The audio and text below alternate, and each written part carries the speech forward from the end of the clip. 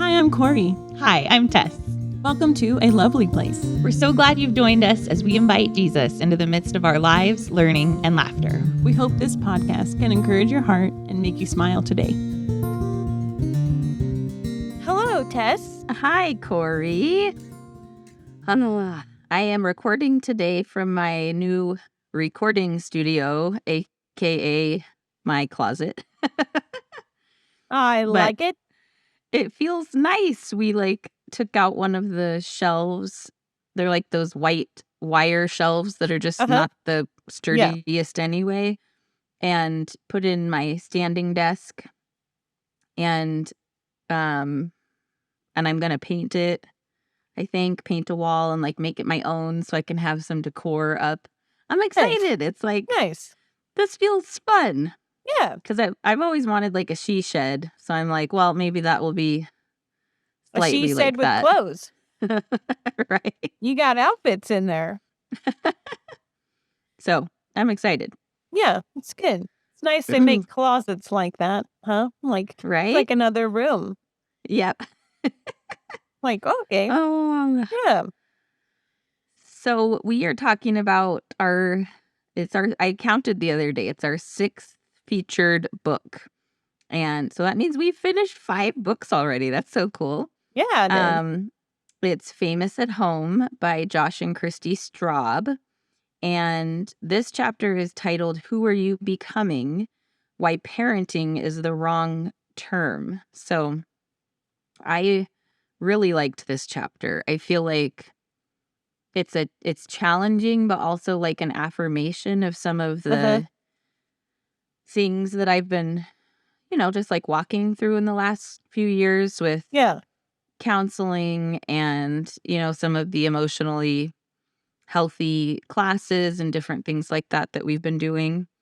It felt like it was an affirmation of those things that I've been putting some of my time and energy towards. So yeah. Kind of what's that one? Is it gentle parenting, or is that the other word, or that's the other extreme? Or just attachment parenting. Yeah, there's a few different ones. Yeah, But sometimes some of them have a negative connotation, and some of them are like, "Oh yeah, good job," or whatever. Right. Depends so, on who you're talking to. Yeah, definitely. What does this mean again? A Right. non pushover, but being caring and kind. So I like how he was explaining the chapter. Hey, what if we were approaching this differently and could become better people ourselves, because that's all we can really control, which it kind of makes parenting even feel even more overwhelming when you're you can't even what are we doing again? You have no control. No. I guess that makes me think of when you're riding as a passenger in a car. It's like, okay, I have no control over where we're going or how fast, but I'm going to put my seatbelt on. Yeah. But I guess that would prove then too, if the parent is becoming a better driver, then you're more secure and not worried about things, because that could play out in a bunch of different scenarios of how the passengers are responding to your driving. Right. That's an interesting word analogy. Friend. Yeah, I like it. Oh. So we're going to become better drivers together. Yes. Well, I like what he was talking about because I think I have a similar feeling to what he was saying. He said, the shame and guilt that come with feeling like you're too busy or that you're not a good enough mom or dad can cripple you into believing that you don't have what it takes to raise great kids. And I think I often have that feeling like I am so inadequate at this job that I have, and I think that we never have enough skills for it's a monumental task, and I think that reminds me too that we can't do it without Jesus. I mean, I know a lot of people do, but I don't feel like I can do it without Jesus, and while still going in the right direction, Right. So, yeah. So he talks a little bit at first about how he and his wife in their early stages of marriage or parenting or whatever, where they were trying to change each other. Uh-huh. And he said neither of us had the energy or the wherewithal to recognize what needed to happen first. We had to change ourselves, so like we're the only person that we can change. Yeah. And I think that was I don't know, something that really hit me as I was reading this chapter, where he's talking about, it's exhausting trying to change other people. He says trying to change another human, especially through nagging, punishments, and rewards, which I feel like we've been doing a lot of all of those things lately, or any other or any other form of behavior modification puts all your energy into the other person and drains you. And I'm like, I never thought of it that way, but it's so true. Yeah. Yeah. So true. Well, and have you ever read Brene Brown before? I just keep hearing about her. I don't think I've actually read anything of hers cover to cover. I haven't either, and I've wanted to. I've heard great things about her. He quotes her. He says, who we are, or Brene Brown says, who we are and how we engage with the world are much stronger predictors of how our children will do than what we know about parenting. And then he says, in short, our children become who we are. And I'm like, oh, that's Talk about a mirror, huh? right. That challenges me to, I don't want to say to be better or do better, because that sounds almost like performance, but to learn how to interact well with people and love people well and love myself well, Well, and don't you think that comes back to taking responsibility for ourselves? Like we're not just like blaming other people or like, I already got this figured out. Like, right. There's a humble quality of wanting to press into what does that mean? Or, like, why are we doing the hard work of reading these books and going to counseling and talking to each other and sharing that with the world? Like that's an interesting thing we're doing right now. Like, yeah, just being honest and like, hey, what if we did change things, how we approached it? What would happen then? How about that? And then like I'm reading James Clear, the Atomic Habits book. Yeah. And he was giving an example of just behaviors and how we go about things. And I think it was in a hospital, and they didn't take away anything, but they just added water bottles everywhere in the cafeteria. So right next to the apples and right next to the pop and so it was like from 2 spots you could find water to 10 spots or something. I'm just making a number up. Right. But just dramatically increased the number of water bottles that were around. And just by changing the environment, how many ever percents drinking water went up. And pop sales went down. So it just was interesting of like, how can we apply that then to our environment and how we're setting ourselves up? So it's just like, okay, if this is a situation that leads me to go in the wrong direction, how can I change my environment, which helps change the other people around me too? Like, it's like, oh, yeah, what do we want to be doing? Okay, let's try this, and then let's get it readily available. So it's like we're working with our stuff, and like you can't change another person, like Josh was saying, and like just letting that sit for a second, like, oh, okay, maybe we've been doing a lot of trying at something that really isn't ours to own, right? And it's I think that's a big one, because I think like taking responsibility for the way other people act, which that's something that I think is kind of in every culture that has parents in it, is like, well, if your child does this, it's clearly you're doing something that is, like if they're misbehaving or whatever. Yeah. But the ability to like, well, it reminds me of the Don't Mom Alone book, where she talks about that let him be a jerk or whatever, like that. Kids misbehave the same as adults sometimes are grumpy and do things that are not the kindest, and that's that's only on that person. Like, so it's not on me that my child was grumpy and I can't, or was snapping or whatever. I can't change them. But sometimes I think it really feels like we should somehow. Yeah, like it's an expectation from the theys of the world. The days, all the people watching, even when there's someone not watching, it's like, Yeah. well, you know, Yeah. yeah.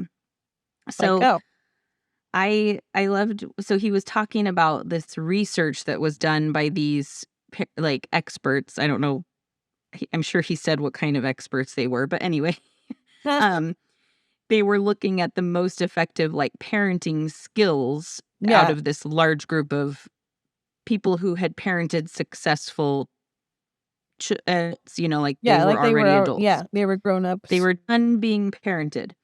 And he said the number 2 most effective parenting skill was a parent's ability to manage his or her own stress.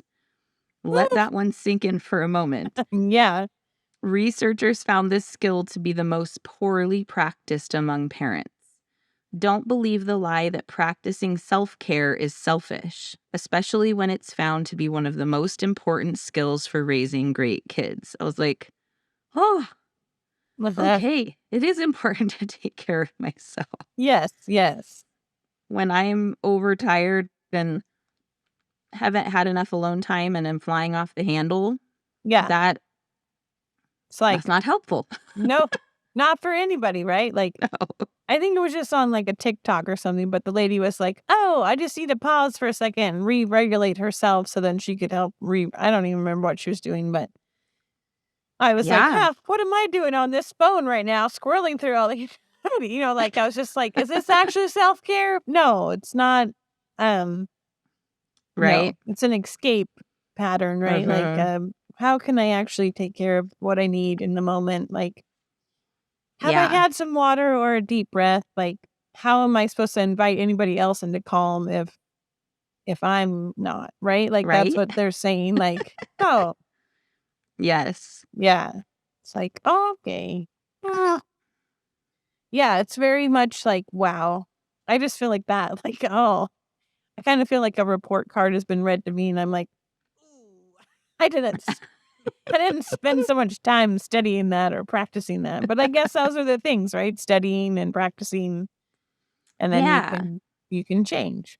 Well, and it reminds me too of our first book that we read, The Lazy Genius Way, about small steps. Like any progress is moving forward. Like, Yeah, yeah. so every small step we take, even if it's like, oh, I drank one more glass of water today than I did yesterday, or I, you know, even spent like 2 or 3 minutes praying versus none yesterday. Like those are Yeah, all yeah. things that move us further in the self-care Right. realm, you know?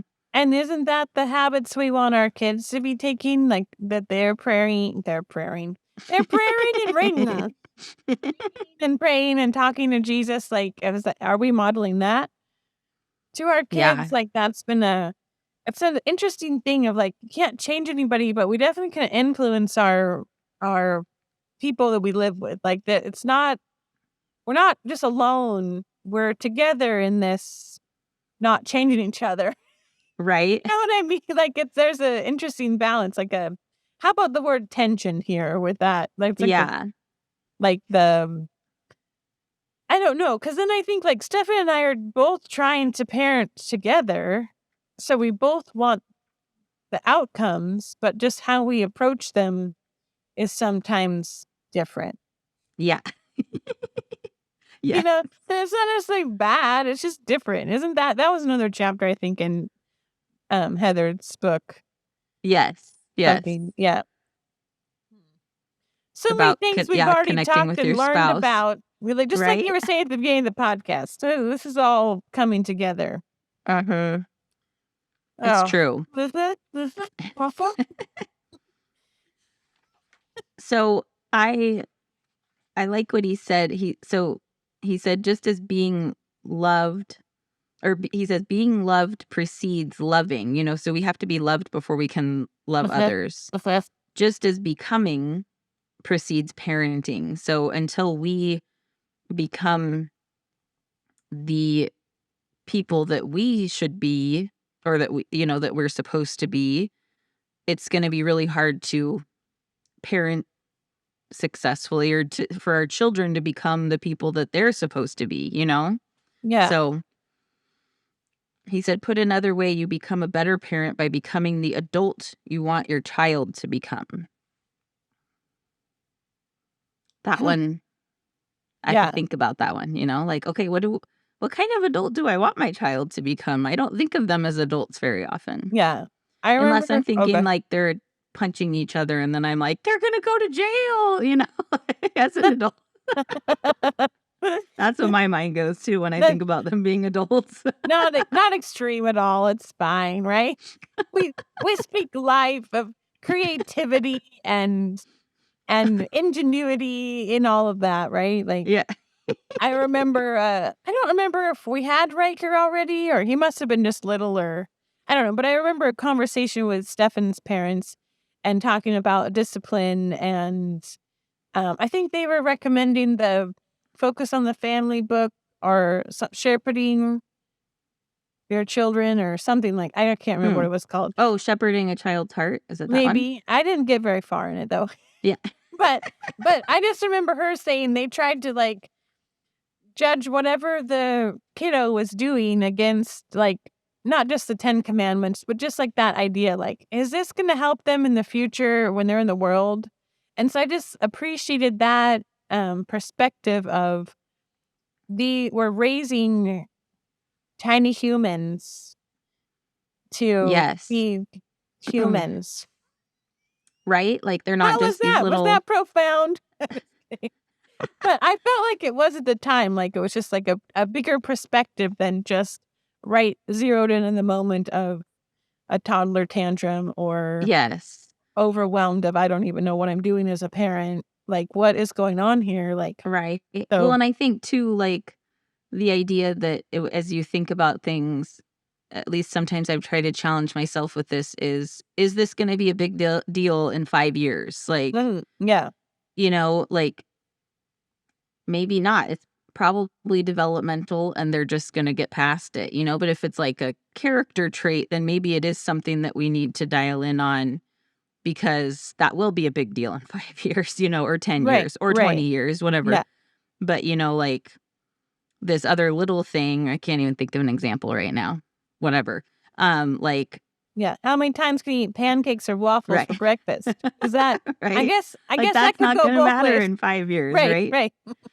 Yeah. So, yeah, exactly. Like, oh no, they ate goldfish crackers 6 days in a row. Like, Yeah. that won't matter in 5 years, No, but like, no. so I think it's a good way to think about it, is thinking about the future. Like what, it gives you a better perspective, I think, instead of just in this moment. Yeah. And then again, not that we were saying that goldfish are inherently wrong, but Right. just the, like, are we also, just that, again, like Stefan and I are working on different food habits, and Riker's been watching that. So he's doing different things. And then the other night after dinner, he was like eating a taco or whatever. And then I don't even remember what he wanted. Something more that was that, whatever. He could have had it or not, but he was like, no, I'm actually full. And so then Stefan was just like, good That's job good. listening to your tummy. Like, it was just like a thing. And so then I was like, oh, how does he know that? So then we must be saying that. So then I was just kind of hearing it out loud, coming back to me, not just other things that I say coming back to me. Yeah. That's kind of a check-in. They just tell you what you tell them all the time. And Oh, Mom, right. you said this, and why are you eating that? Or, anyways, not that No. Rihanna did that the other day. She was playing, and then she looks at me and she goes, "You're just not listening." Like, oh, I must say that a lot. Yeah. Not listening, Mom. Oh, Yeah. but I like, so that kind of leads to what he says next next in the book, he says they become an overnight success, a decade in the making. That's like part of Yeah. one of his section Yeah. titles. So he's talking about parents because they don't see difficult days as steps back, but as opportunities to show their kids how they're growing in perseverance, resilience, and self-awareness. And that one, I don't know, that one just really hit me because I am definitely guilty of we will have a really bad day and I'll be like, what am I even doing? I just need to like change what we're doing and this is terrible. It's failing, Yeah. you know. Yeah. And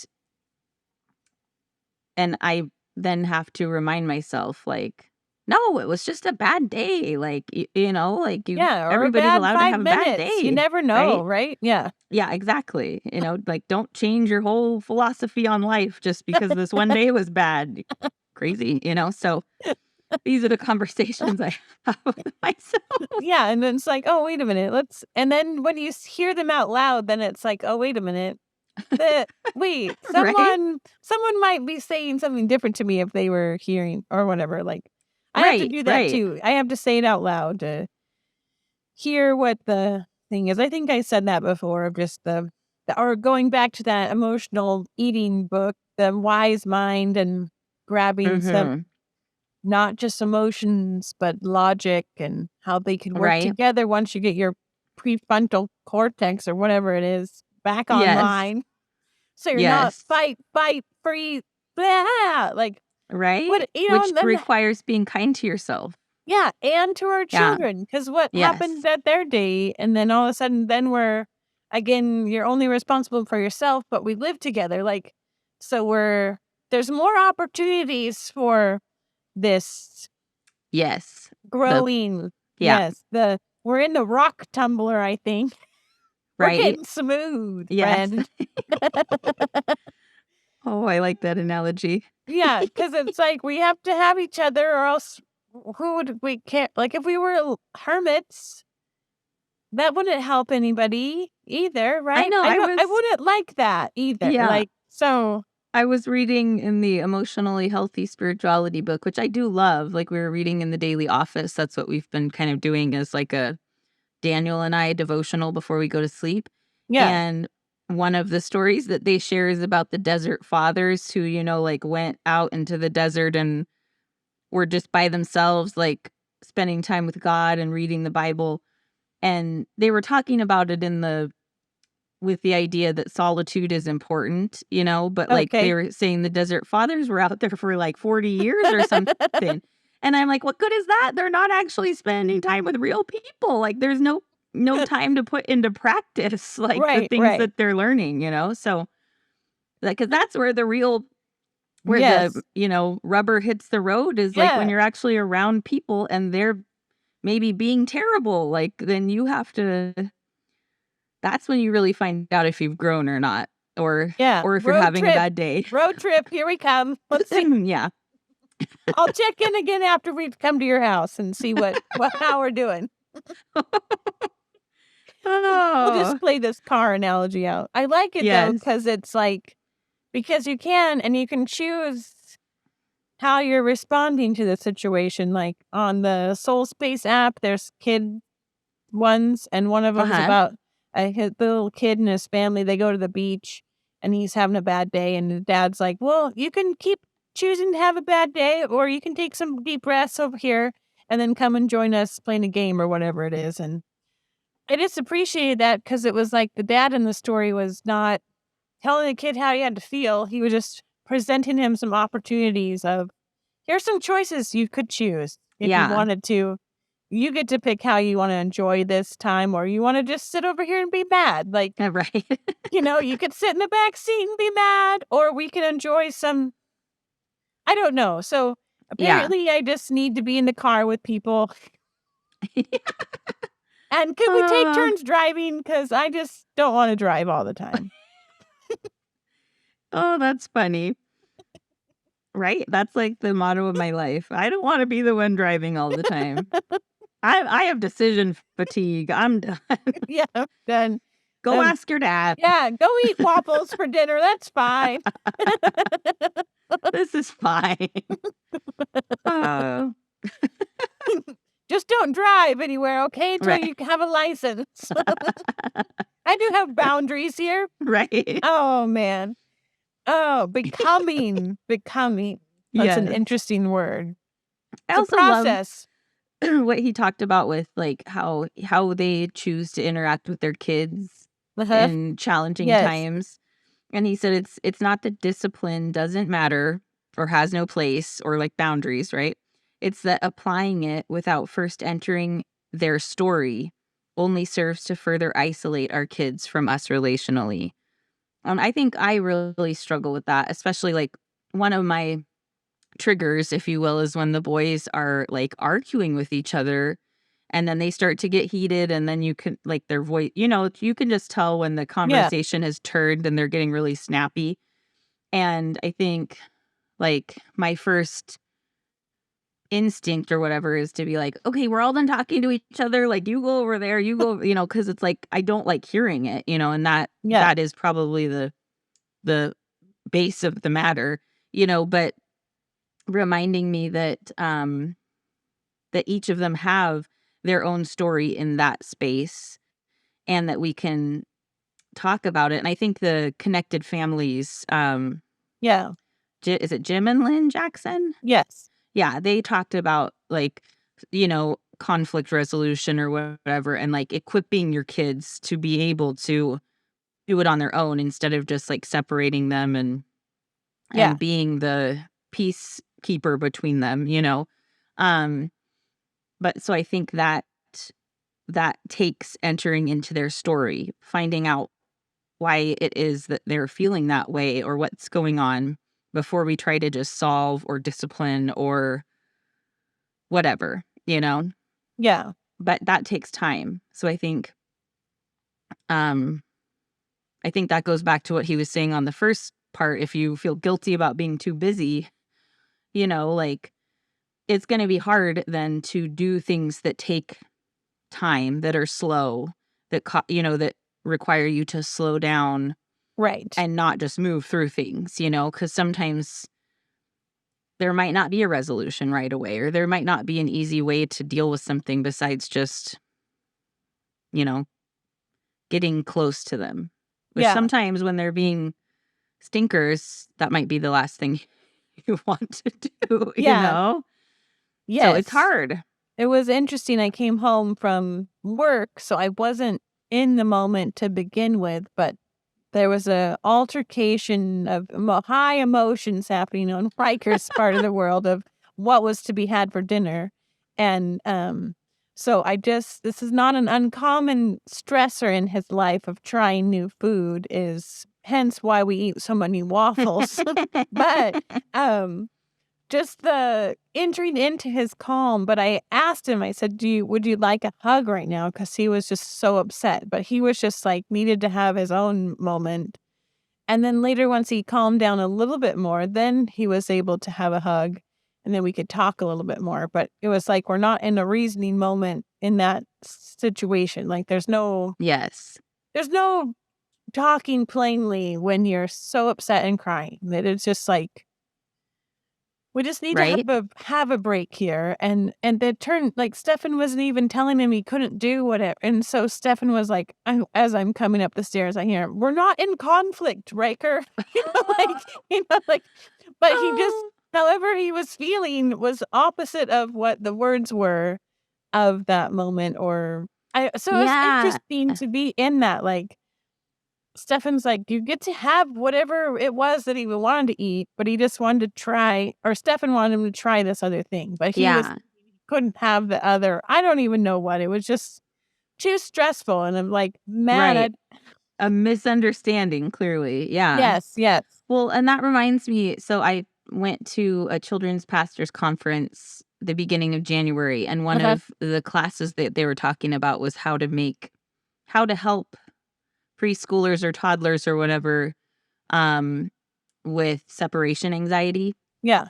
And one of the statistics that they were talking about was that in conflict, so it wasn't conflict for Stefan, but it felt to Riker, it felt like conflict, I'm sure. Right. That in conflict, height difference actually raises your cortisol level. So for children, being that there's such a large height difference between them and adults, their cortisol levels go up. So that's why we talk about, which I had never realized that. That's why we talk about getting on their level, Right, right. is because it lowers their cortisol level. And then they're not like, you're attacking me, like Yeah, that kind yeah. of a response that maybe they don't even know why it's happening. Right, And I right. was like, whoa.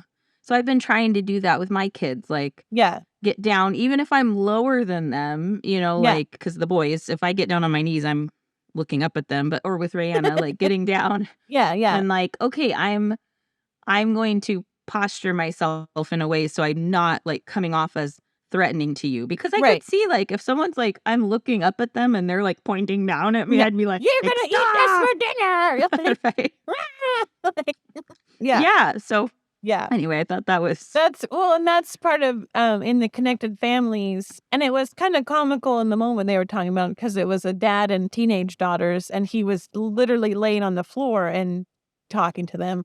But I've used that a few different times when I was just like, I don't even know what to do right now. I'm going to lay on the floor, yeah. and it changes the whole dynamic, and it's just Yeah. your posture, like what is Uh-huh. happening, and it's interesting.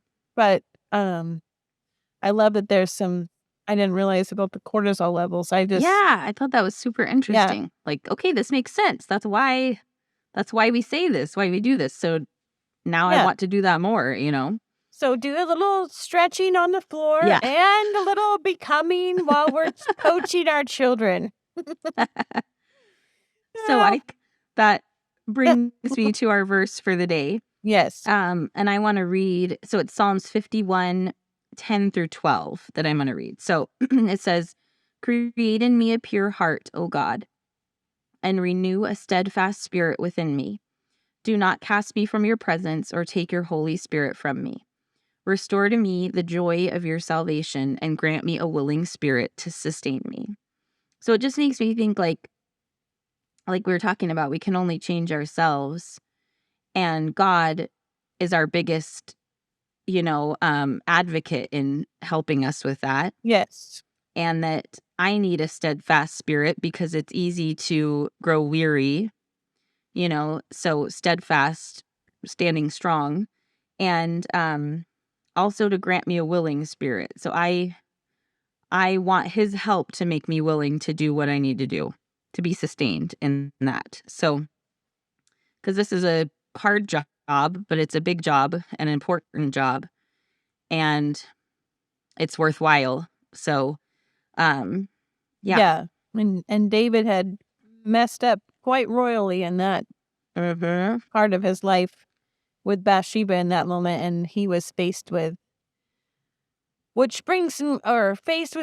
the consequences and actions of his sin. And then I Yeah. love that this is his response, like, oh, I messed up. Please help me change this. Like, it's like, Yeah. and then if we can, like, it gives me comfort that if we can mess up, we can still learn. Come back. Like, Yeah, and come learn. back. And God is so patient with us. And then that challenges me to be patient. Like, he is Yeah. patient. Like, man. So I'm glad he helps us coming, going. Yeah. Like, Yes. oh, Amen. man. I would recommend this book to any of our listeners. I think The Bible? The Bible, yes. I just kidding. That one for sure. And Famous at Home. I think it's a really good book that I think can help. It's helping me. Yes. Stop laughing at me. Sorry. No, you're doing great. It's helping me to examine and really dig in deep to how I parent, how I'm becoming, Yes, so yes. that I can leave an important legacy. I think that's one thing I've been dealing with, the semantics of it in my head lately, because I'm like, I don't want to be performance oriented. Like, that's what I used to be. Yeah. I don't want to be that. But it's good to want to leave a legacy for my children. Like, that's a Right. good thing. Yes. And so how can I do that? So I think this book is helping me to know how I can do that. So Yeah. Anyway, And they have their podcast also. So if you're like, I don't know if I yes. want to read the book right now, you can check in with them on their podcast. And Yes. um, Which we will link in our show notes. Yeah. So, all I've right. listened to a couple episodes. They're pretty good because the book's really good too. So it's a lot of the same pretty good stuff. Pretty good. Pretty good. Pretty good. Yes. Thank All right. you. Thank Lovely you, to be with you. friends. Thank you, listeners. We will see you next time. Bye-bye.